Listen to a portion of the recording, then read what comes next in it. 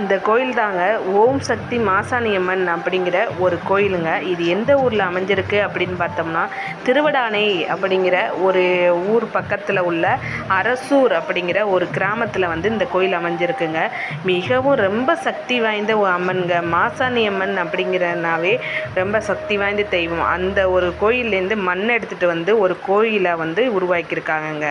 இது பாருங்கள், இது திருவிழா டயத்தில் இந்த மாதிரி ஃபுல்லாக அதோட உருவத்தை மண்ணால் இது பண்ணி வழிபடுறதுங்க. அது உள்ளே தாங்க நம்ம கோயில் வந்து தெய்வம் இருக்காங்க. இங்கே பாருங்கள், இது உள்ள கோயிலுக்குள்ளே அதே மாதிரி மாசாணியம்மன் எப்படி இருக்காங்களோ அதே மாதிரி வந்து இங்கே வந்து உருவம் வந்து அமைக்கப்பட்டிருக்குங்க. இங்கே பாருங்கள், ஓம் சக்தி மாசாணியம்மன் அப்படிங்கிற இந்த கோயில் அழைக்கப்படுது. இது ரொம்ப சக்தி வாய்ந்த கோயில். நம்ம என்ன நினச்சோமோ வந்து கண்டிப்பாக நடக்கும்.